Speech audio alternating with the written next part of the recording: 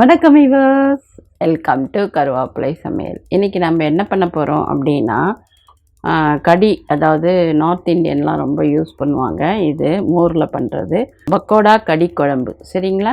அது பக்கோடா கடி தான், ஆனால் நான் சொல்கிறேன் உங்களுக்கு குழம்பு. சரிங்களா? அதாவது மோர் குழம்பு மாதிரி தான், ஆனால் தேங்காயெலாம் அரைச்சி கொட்ட மாட்டோம். அவ்வளோதான். ரொம்ப சிம்பிளாக பண்ணிடலாம், ஆனால் டேஸ்ட்டாக இருக்கும். எப்போயாவது உடம்பு முடியலன்னு வச்சுக்கோங்க, ஒன்றுமே தொட்டுக்க இல்லைன்னா இந்த பக்கோடாவை போட்டு இந்த கடியை பண்ணிட்டோன்னா சூப்பராக இருக்கும். வாங்க எப்படி பண்ணலாம் பார்க்கலாமா? ஃபஸ்ட்டு எண்ணெயை வச்சிடணும். எண்ணெயை வச்சுட்டு சும்மா 2 கரண்டி மாவு தான் எடுத்திருக்கேன், ரொம்ப எடுக்கலை. 2 கரண்டி மாவுக்கு இந்த பாருங்கள், கொஞ்சமாக உப்பு. இந்த கரண்டியில் தான் 2 கரண்டி மாவு எடுத்தேன். அதுக்கப்புறம் இங்கே பாருங்கள், கொத்தமல்லி, வெங்காயம், பச்சை மிளகாய், இஞ்சி எல்லாத்தையும் இதில் போட்டுடணும். போட்டு நல்லா பிசைஞ்சு, காரத்துக்கு பச்சை மிளகாய் போட்டோம், இஞ்சி போட்டோம், வெங்காயம் போட்டோம், கொத்தமல்லி போட்டோம், உப்பு போட்டுட்டோம். இப்போ கொஞ்சம் தண்ணி தெளித்து பிசைஞ்சிட்டு பக்கோடா போடணும். அதுக்கப்புறம் அடுத்த ப்ராசஸ் நான் சொல்கிறேன். சரிங்களா? இப்போ எண்ணெயும் வச்சுட்டேன், அடுப்பில் காஞ்சின்ட்டுருக்கு. இந்த நீட்டை வாக்கில் நறுக்கியிருக்கோமா இந்த இது வெங்காயம், அதையும் போட்டுட்டு பச்சை மிளகாய், இஞ்சி எல்லாம் போட்டுட்டோம். பாருங்கள், இதில் கொஞ்சம் வேணும்னா நீங்கள் லைட்டாக மஞ்சப்பொடி வேணால் போட்டுக்கலாம். கொஞ்சம் மஞ்சப்பொடி போட்டு பிசைஞ்சால் நல்லாயிருக்கும். கொஞ்சமாக மஞ்சப்பொடி போட்டுறேன். போட்டுட்டு, ஏன்னா பச்சை மிளகாய் இருக்கிறதுனால காரம், வேறு காரம் வேண்டாம். உப்பு அந்த உப்பு போகும்.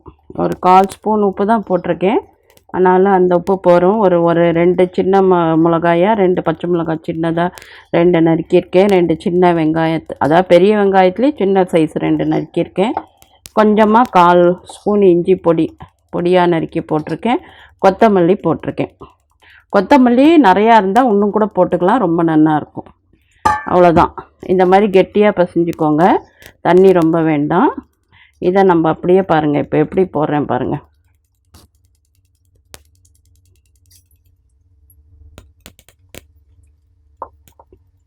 டீ கடை போண்டா போடுவோம் பார்த்தீங்களா, அது பெருசாக போடுவோம், இது கொஞ்சம் சின்னதாக இருக்கும், அவ்வளோதான் வித்தியாசம்.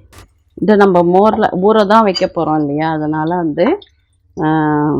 கொஞ்சமாக எண்ணெய், காஞ்ச எண்ணெயை விட்டுக்கிறேன், கொஞ்சம் நல்லா இருக்கும். அதனால் இங்கே பாருங்கள், இப்போது ஒரு கொஞ்ச நேரம் ஆனவுடனே திருப்பி போடணும். திருப்பி போட்டால் சட்டுன்னு வேகும். சரிங்களா? பக்கோடா கடி ரொம்ப சிம்பிளாக இருக்கும். தயிர் மாத்திரம், ஆனால் கொஞ்சம் புளிக்காத தயிராக வச்சுக்கோங்க. புளிச்சா கொஞ்சம் டேஸ்ட்டு நல்லா இருக்காது, அதனால் புளிக்காத தயிர் வச்சுக்கோங்க. ஆனால் செம்மையாக இருக்கும். சாப்பிட்டீங்கன்னு வச்சுக்கோங்க, சான்ஸே கிடையாது. ரொம்ப டிஃப்ரெண்ட் டேஸ்ட்டில் இருக்கும், ஆனால் ரொம்ப நல்லாயிருக்கும். சாப்பிட்டு பாருங்களேன், ரொம்ப சிம்பிள். ஆனால் அவங்களாம் அசால்ட்டாக இதை தான் பண்ணி சாப்பிட்டுப்பாங்க. தொட்டுக்குவாங்க எல்லாத்துக்கும், சாத்துக்கு மாத்திரம் இல்லாமல் எல்லாத்துக்குமே தொட்டுப்பாங்க. சப்பாத்தி கூட இதை தொட்டுப்பாங்க அவங்க. பாருங்கள், இந்த மாதிரி 1/2 லிட்டர் தயிர்.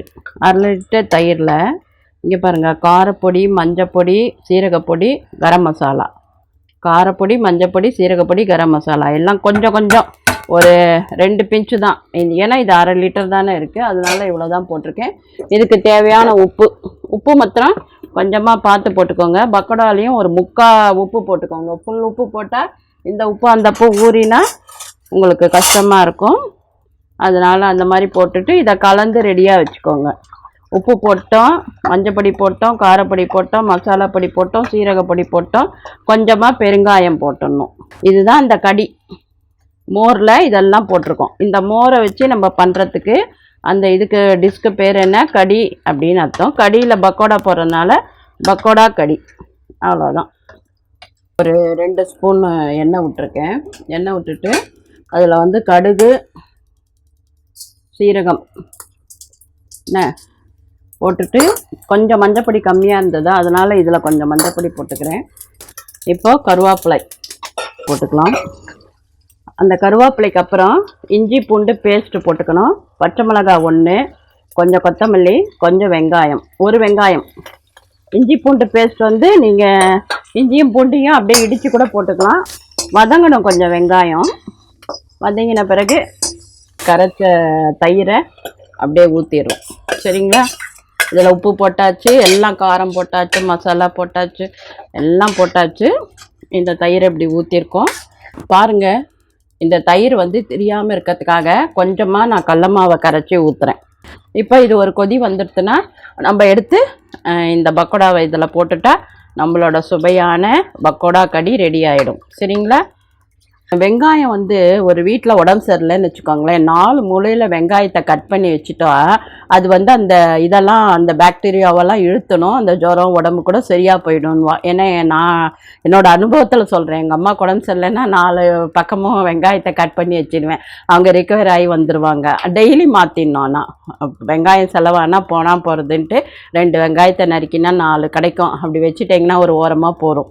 அது இல்லாமல் எங்கள் தாத்தா சொல்வார், வெங்காயம் நறுக்கி இருந்ததுன்னா ரொம்ப நேரம் இருந்தால் அதை யூஸ் பண்ணாத, அதை கொட்டிடுன்னு மாதிரி. ஏன்னா அது பாய்சன் ஆகிடும். ஏன்னா அதுதான் எல்லாத்தையும் அப்சர்வ் பண்ணிக்கிறதுல. அதனால தான் கூடுமான வரைக்கும் வெங்காயத்தை நறுக்கினா உடனே யூஸ் பண்ணிடணும். கடி வந்து நல்லா கொதிக்க ஆரம்பிச்சிட்டு இதில் நம்ம என்ன பண்ணணும், நம்ம பண்ணி வச்சுருக்கிற பக்கோடாவெல்லாம் இதில் போட்டுட்டோன்னா நம்மளோட சுவையான பக்கோடா கடி ரெடி ஆகிடுத்து. வாங்க சாப்பிட்டுட்டு கொஞ்சம் 2 நிமிஷத்தில் ஊறிடும். ரொம்ப நல்லா இருக்கும். பாருங்கள், நம்ம சாப்பிட்டு பார்த்துட்டு சொல்லலாம். சரிங்களா? குழந்தையெல்லாம் ஆன்லைனில் படிக்கிறதுங்க, ரொம்ப டயர்டாக இருக்கும். அடிக்கடி சுண்டல் பண்ணி கொடுங்க. நான் தான் எல்லா சுண்டலும் போட்டிருக்கேன். எல்லாம் டெய்லி ஒரு சுண்டல் பண்ணி கொடுங்க. ஏன்னா அது ஈவினிங் வந்து ரொம்ப நல்ல ஸ்நாக்ஸ். அதுக்கு ஆக்சுவலாக வந்து சக்கரவள்ளி கிழங்கு, மரவள்ளி, அதான் ஆள்வள்ளி கிழங்கு எல்லாம் கூட வேக வச்சு கொடுக்கலாம். இந்த சீசனில் நல்லா கிடைக்கும். அது இல்லாமல் இந்த என்னது பக்கோடா கடி வந்து பண்ணி பாருங்கள், ரொம்ப பிடிக்கும் குழந்தைகளுக்கு. அப்புறம் என்ன பண்ணணும், ஆரோக்கியமாக சாப்பிட்ணும், ஆரோக்கியமாக இருக்கணும். நன்றி, வாழ்த்துக்கள். எப்போ போல் லைக் பண்ணவோ, ஷேர் பண்ணவோ, கமெண்ட் பண்ணவோ, சப்ஸ்கிரைப் பண்ணவோ, ஃபாலோ பண்ணவோ மறக்கவே கூடாது. ஓகே, பாய்.